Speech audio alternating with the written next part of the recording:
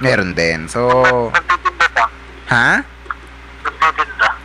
Ano ang trabaho ni girlfriend? Nagtitinda. Nagtitinda ng? Harap ng bahay. Nagtitinda ng? Merong sari-sari store. Sari-sari store. Yan. So, ikaw naman, ano naman ang trabaho mo? Ay, kung naman niya akin, masyado ko kanyuakan eh. Hmm? Masyadong kalalayakin magulang sa Pag sinabi mo yung sa'yo, malalaman. malalaman kayo kilala na nila ako. Oh, okay. So, si Loverboy ay nagtatago sa isang pagkatao na kung saan ay di niya mapigilan. Okay. So, ano ang pangarap mo para kay girlfriend? Ano ang pangarap mo para kay GF? Magandang buhay. Magandang buhay. Sigurado ka, ha? Oo. O, sige nga, kwento mo nga sa amin, paano magandang buhay ang pinapangarap mo kay girlfriend? Sasalaysay ka ba? Ha? Sasalaysay ka mabuti. Oo, sagutin mo na malinaw. Go.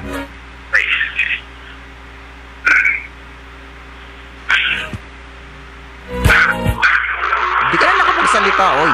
Gusto ko yung masayang pamilya. Hmm? At nung gusto niya maibigay ko, magkasarili kami ng bahay, masasakyan, pagka-negosyo. Okay na yun, no? So, dumating ka na ba sa punto na kung saan ay gusto mo siyang pakasalan o gusto mo siyang makasama habang buhay? Matagal ko nang gusto. So, meron pa bang mga barriers or meron pa bang mga humahadlang na ikinukonsidera niyo kung bakit hindi pa kayo mauwi sa isang lumagay sa tahimik na relasyon? Meron pa. Tulad ng? Kasi, dati niya kasi yun eh. Dati niya. Hmm? Dati niya kasi yun eh. Hindi pa alam ng ate niya. Kasi nasa ibang bansa yung ate niya.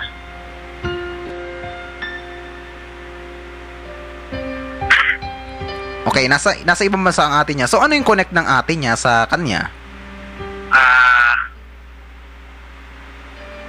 Kasi yung nagpapadala ng allowance nila buwan-buwan.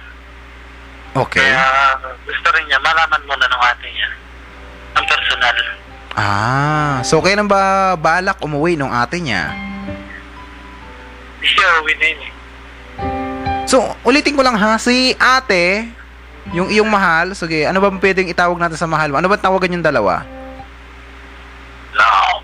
Si Love, sige, si Love. Si Love ay 30 years old, na 30 ha, 30 years old. Pero siya ay sumasangguni pa rin sa kanyang ate. Oo. So, ibig sabihin, nakadepende pa rin siya. Kumbaga, parang bubuhay sa kanila yung ate nila.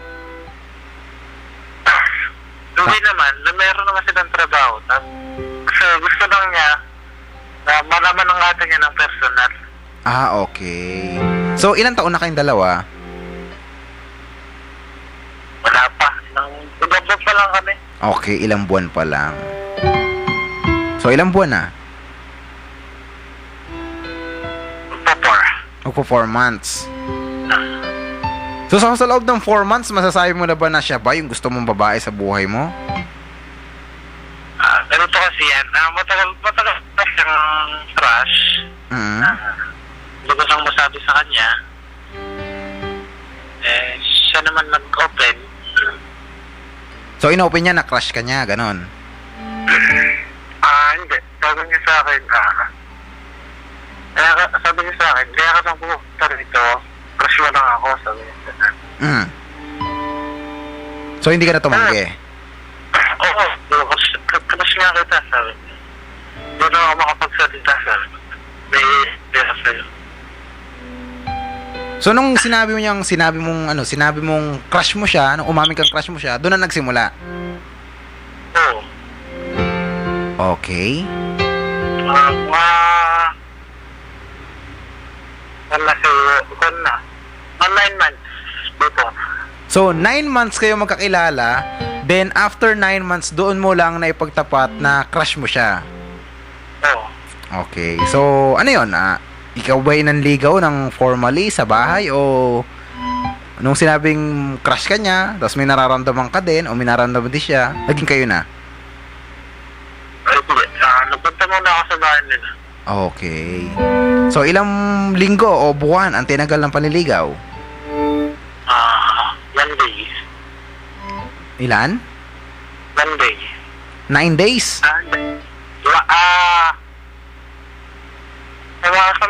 Sa kanya, 1 day. Sa father at mother niya, 1 day. Wow, 1 day! Isang araw lang ha. Iba karisma nito ni kuya ha.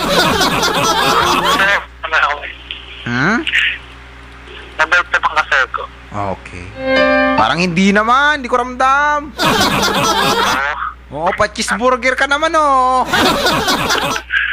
Oo. Huwag mo baka naman mamaya lokohin mo si ate, baka may magsabi yun, imbis na Jimboy ang sabihin, lover boy! Ginawa ko naman ang lahat, bay. Bakit ako iniwan ni lover boy? Viral ngayon yun, mga kasabi, viral ngayon yun, yung si Jimboy. So, ayun. So, yun gusto mo siya. Ano yung katangian na gusto mo kay ate? Kay love? Lahat naman lang gusto ko lang sa kanya na. Lahat na lang gusto ko lang sa babae. Nasa kanya na lahat. Okay. Mabuti naman kung ano. So, sa palagay mo ay kapag nakakita ka ng mas higit sa kanya, makukontento ka ba kay love? Oo, kontento naman ako sa kanya. So, meron bang konting hindi ka gusto sa ugali niya? Wala naman ba? Wala naman. Wala naman. So, okay, good luck sa inyong dalawa, no? At nakikita ko naman na mukhang wala kang problema ngayon. Huwag lang abutan ng red alert, sigurado. Oo. Pag may red alert ang mga babae, abnormal talaga yan. Ganyan sila. Ganyan. Red alert ako. Patado sa pangkong. Oo, ganyan sila katindi. At dahil dyan, sige. At pagbibi... Pagka nagka-red alert naman ako, sigurado naman yan. Okay, mabuti naman kung ganun. So, dahil dyan, mensahe para sa iyong minamahal na yung, halimbawa, pagpalagi mo nakikinig siya ngayon, o kung nakikinig man siya, ano yung mensaheng nais mong iparating sa kanya? By the way, kailan yung yung monthsary nyo? Ha? Kailan yung inyong monthsary? Ano? Monthsary! Monthsary 2. Sa 2. O, sige. Mensahe para sa iyong sa iyong minamahal na si Love. Kung nakikinig ka man ngayon, sana wag ka magbago. Sana wag ka magsawang magmahal sa akin. Sana hindi mo rin ako. Medyo mga pagkakamali man ako nagagawa. Ganun din naman ikaw, hindi rin naman kita.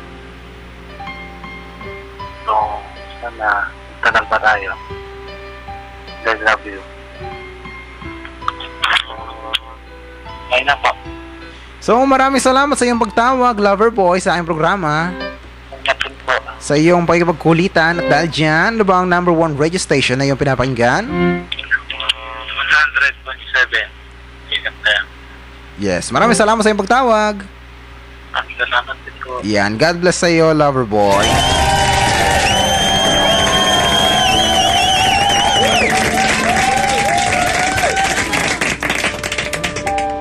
Okay, sarap ng may minamahal. Basta payo ko yan sa'yo, Lover Boy, ha? Although nagagawa niyo yung mga bagay na gusto niyong dalawa, yan, o sa mga bata, huwag tutularan, ha? Sila ay 30 anyos na. 30 anyos, pero hindi naman sa sinasabi natin kapag 30 anyos ka na o nasa legal na edad ka na, gawin mo na yung ganung bagay. It's better pa rin, mga kaibigan, na you undergo, yan, sa isang proseso na kung saan masarap yung legal, di ba? Masarap yung ginagawa mo yung isang bagay na may tamang panahon, may tamang pagkakataon.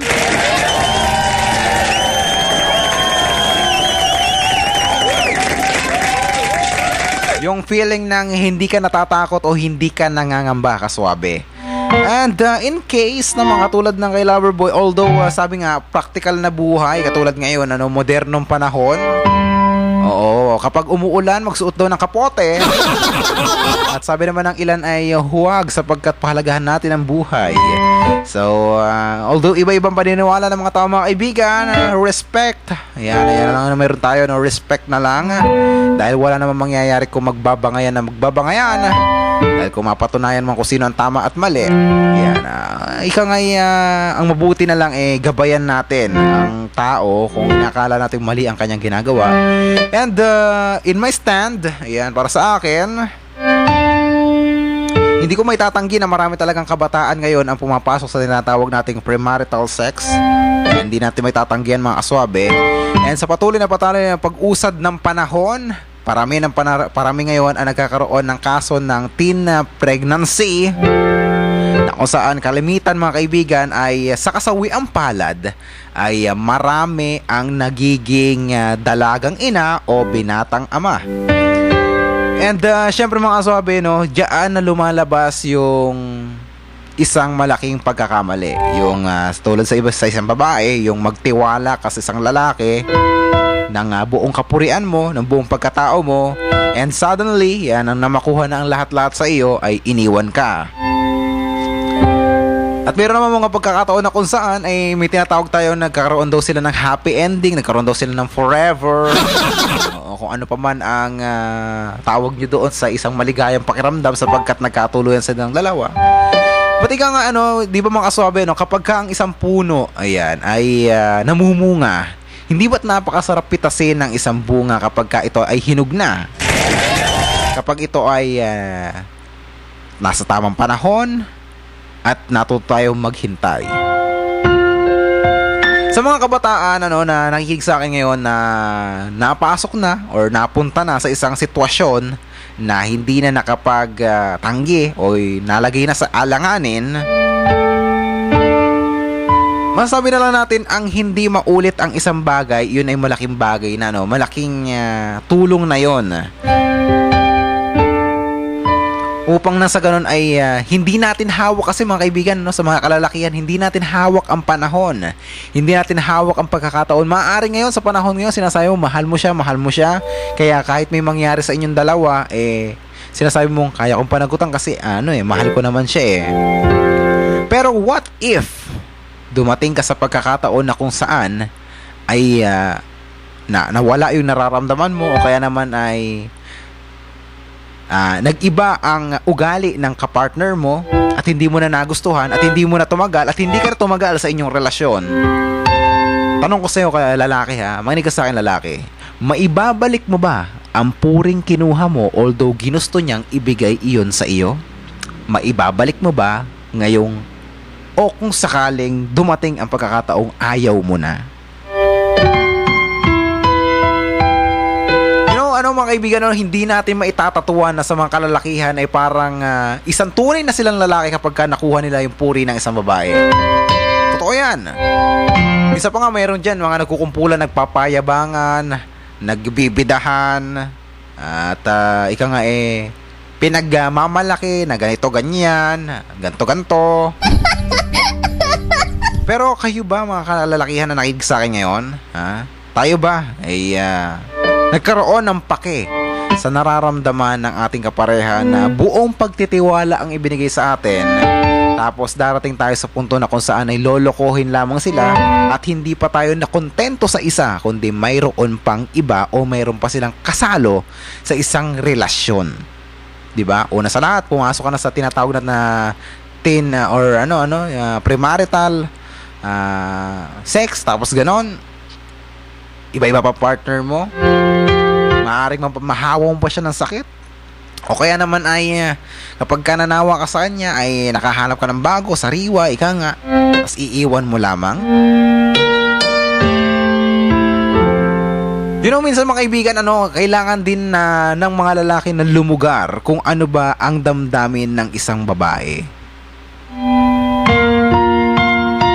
Ano kaya ang pakiramdam ng malapastangan sa umpisa't umpisa? Anong ibig ko sabihin? Ito garapalan ko sinasabi sa mga kalalakihan na nakikinig sa akin ngayon.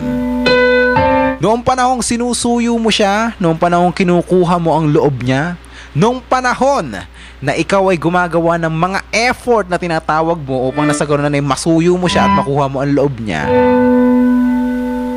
Sa tagal ng panahon na panunuyo mo, dumating sa pagkakataong nakamit mo ang matamis niyang oo. And then, ang pagmamahal na nararamdaman mo sa puso mo ay unti-unting napapalitan ng isang mainit na pagnanasa sa tuwing magdidikit ang kamay nyo, sa tuwing magdidikit ang braso nyo, sa tuwing magdidikit ang katawan nyo, tuwing magyayakap kayo. Aminin ng mga lalaki na higig sa akin ngayon, hindi ka ba nakaramdam ng kahit anumang pagnanasa sa kapareha mo sa tuwing yayakapin mo siya? Kaya sa mga babae na nakikinig sa akin, makinig kayo Kapag ka ang lalaki sinabihan kayong mahal kayo, sinasabi niya, halimbawa, hayakap ka, magkayakap tayong dalawa. Halika dito, babe. Ganun, kunwari. Or, darling. Ganyan. Magkayakap din, sabihin, I love you. Gusto mong malaman, girl, kung niloloko ka lang yan o nagnanasa lang yan sa'yo? May kamay ka, hawakan mo. Pag nahawakan mo matigas, ay naku iyan ang sinasabi ko. Nagnanasa lang yan. Di ka mahal niya, nagnanasa lang yan. Ito'y garapalan ko sinasabi sa mga kalalakihan ngayon na nakikinig sa akin dahil habang tumatagal ang panahon, di mo ba napapansin na ikaw ang punot dulo lalaki kung bakit dumarami ang populasyon? Kasi ang babae, hindi naman manganganak yan kung hindi dahil sa'yo. Totoo, di ba? Sinasabi nila, babae ang may kasalanan kasi babae ang nanganganak. Hindi. Kasi ang lalaki, likas sa lalaki ang walang kontrol. Oo, aminin mo sa hindi, wala kang kakontrol-kontrol sa sarili mo, sabihin ka lang na mahal. O ikaw nga makasabi, ang babae kapag ka sinusuyo, 15 araw bago masabing mahal niya ang isang lalaki. Samantalang ang lalaki, 8 segundo lamang, sabihan lang na mahal kita, ang gwapo mo, ayan ang bango-bango mo, ayan ang gwapo-gwapo mo naman, ang bait-bait mo. 8 segundo lang, sa bilis ng 8 segundo mga kaibigan, madaling ma-fall ang isang lalaki, madaling maakit yan. Pakitaan mo lang yan ng hita o ng kahit ano pa mang masaylang bahagi ng katawan mo at tingnan mo malalaki ang mata niya. You know why? Oo, tanga ka ba, boy? Lalaki din kaya ako, kaya alam ko. Kaya kahit konti man lang na respeto sa mga kababaihan, magkaroon naman tayo. Yan, kasi ika nga, although gusto nila, 'di ba? Isang dakilang gawain ng isang lalaki na magawang iwasan ang isang bagay na dapat iwasan, although babae na ang nag-aaya o nag-i-insist o gumagawa ng paraan. Kasi kung may isip mo ang mga mangyayaring susunod bago mo ipikit ang mata mo at tuluyang tumirik ang mata mo, 'di ba? Maisip mo sana na ano ba ang maaaring mangyari sa susunod? O ano ba ang mga susunod na maaaring mangyari kapag ginawa ko ang bagay na ito? Problema kasi sa mga lalaki, larga lang ng larga. Kasi nga, kapag nagkaroon ng aberya, isa lang ang gagawin niyan. Tumakbo, magtago, at maglaho na para bang bula. Totoo yan. Halos 90% ng mga lalaki, yung mga sasagot dyan, yung mga magpapakasal dyan, nang nabuntis nila aksidente ang kanilang girlfriend o kung ano pa man, yan yung mga lalaki na kung saan ay napilitan lamang, hindi tunay na pagmamahal. Kasi kung tunay na nagmamahal ang isang lalaki, pagpalagay na natin may nangyari sa inyong dalawa o nagawa mong ingatan siya hanggang sa dumating sa altar, yun yung tinatawag natin genuine or tunay na pagmamahal. Yung although gustong gusto mo, although gustong gusto niya, at gustong gusto nyong dalawa, nagawa nyong magpigil dahil may mga bagay kayong isinasaalang-alang. Ano ba yung mga dapat nating isaalang-alang mga kaibigan sa ating kapartner o lalo sa mga kababaihan? Una, ikaw ba lalaki kapag ginawa mo ang bagay na yan, mayroon ka bang ipamtutustos sa kanya kapag sakaling maging kayo at ikaw ay isa? Wala ka bang kinabukasan na maaaring sirain o mga pangarap na maaaring gibain kapag ka ginawa mo ang isang bagay na nagkaroon ng isang hindi maganda at hindi sang-ayon sa'yo na resulta? Halimbawa, ipagpalagay natin ginusto yung dalawa, nagtalik kayo, tapos nabuntis mo, yan, nagkaroon ng laman. Wala ka bang buhay na maaabala? Wala ka bang magulang na masisira ang pangarap para sa anak? Wala ka bang babaeng masisira ang puri o kaya naman ay masisira ang pangarap sa buhay? Dahil hindi na makapag-aaral dahil nabuntis o kaya naman ay noong panahong na nakuha mo ang gusto mo sa kanya tapos na-realize mong hindi mo siya mahal, tapos ay nakahanap ka na mas higit sa kanya at palagay mo'y mahal mo. Paano ang babaeng yun? Paano siya makapag-explain? Paano siya makapagsasabi? Paano niya ipauunawa sa susunod niya magiging kapareha na siya ay hindi nabuo dahil sa kagagawan mo? Ha?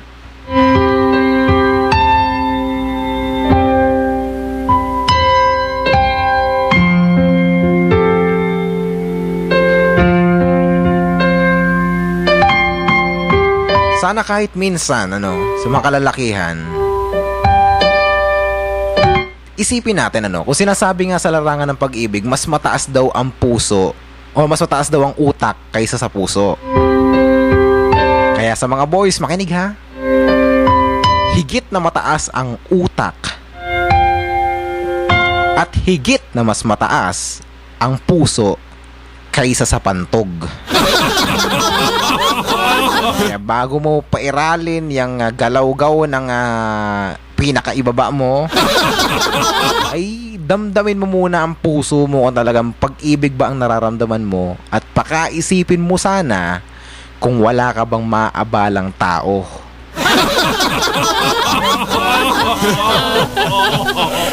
Well, this time maraming magagalit sa akin ng mga boys dyan, pero kahit paunti lang naman, respect lang naman sa mga babae, Di ka ba naawa?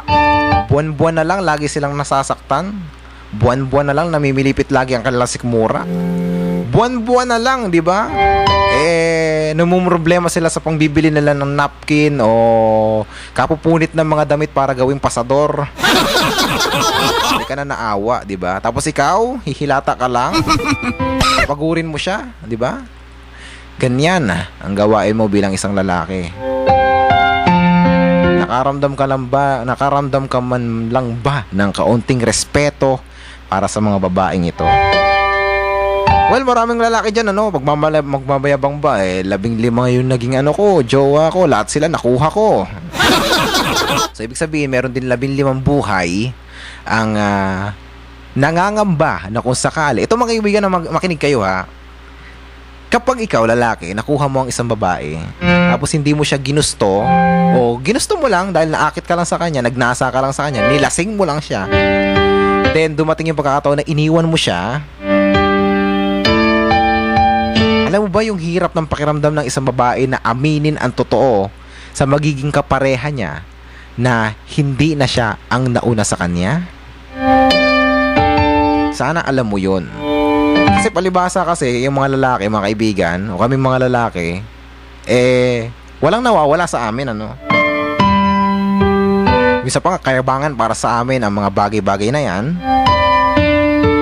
Pero kung dadamdamin lang ng isang lalaki, kung lulugaran lang ng isang lalaki ang lugar o ang damdamin ng isang babae, well, palagay ko mga kaswabe, ay maiintindihan nila ang bagay na hinanakit o sakit na nararamdaman ng isang babae.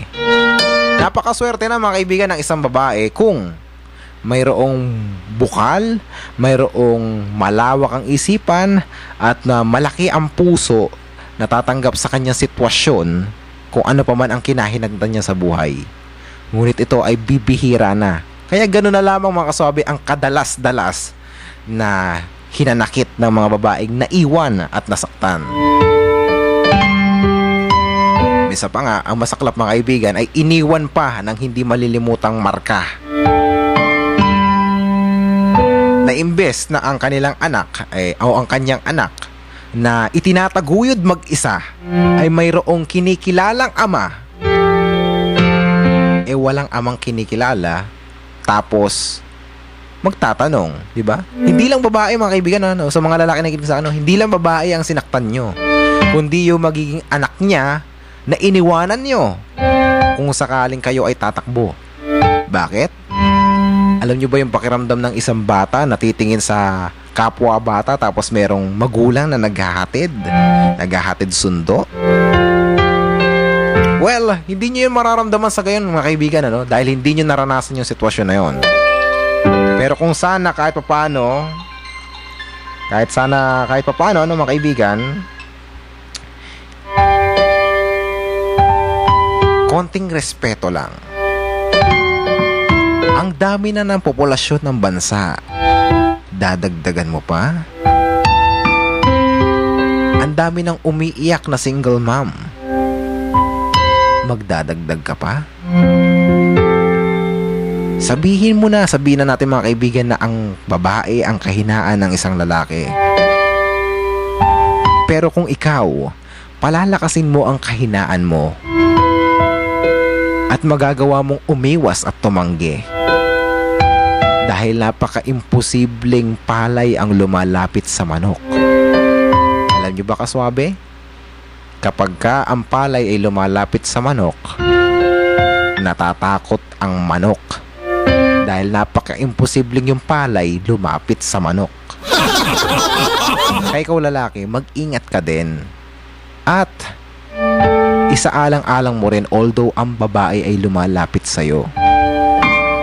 Dahil sa bawat pagbibigay mo ng take advantage o paggagawa mo ng nakalalamang sa kanya, at hindi mo isinasalang-alang ang mangyayaring susunod, well, ikaw, maganda ang buhay. How about her? Paano na ang isang babae na babalikat ng isang responsibilidad na mag-isa lang? So, mga kaibigan, oras natin 12:17 on the clock.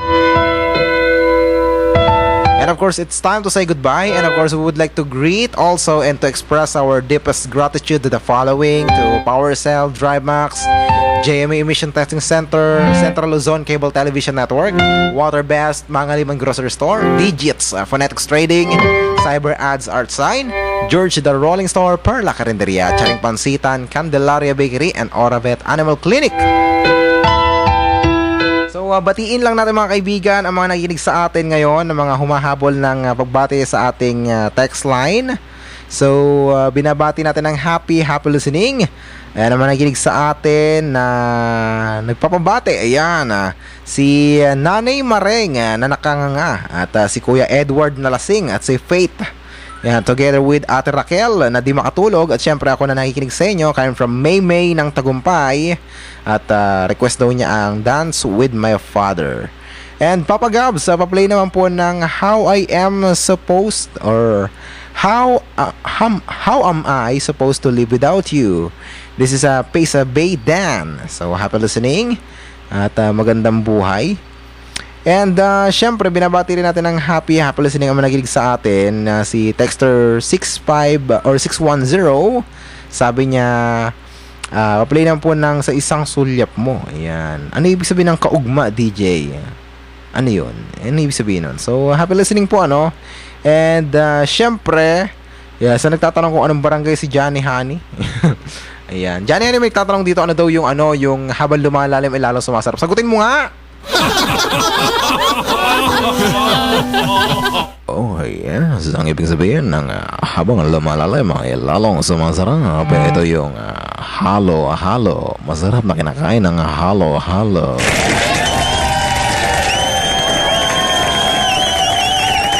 And of course, we would like to greet also hi kay Aira Jean Iraga. Ayan, magandang buhay, Aira Jean. At nagpuyat ka na naman. Ayan, sabi ng iyong love.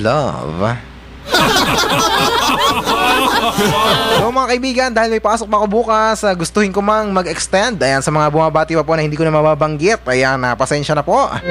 At magkarinigan po tayo Saturday, 9 to 12 at 1 to 4 ng hapon every Sunday at susundan niya ng 9 to 8 ng gabi ng Sunday para sa ating programang Rated SVG Special Edition.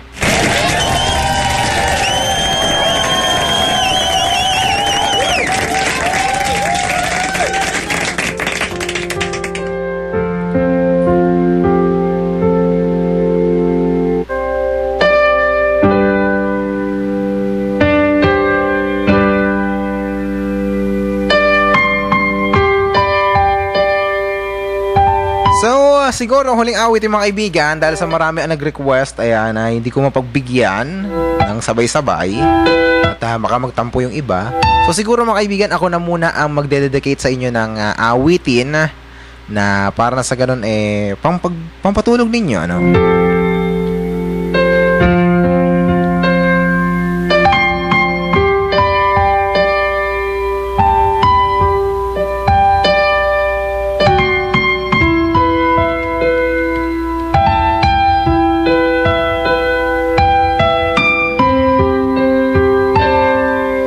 So mga kaibigan, huling awitin para sa ating tugtugan for this evening.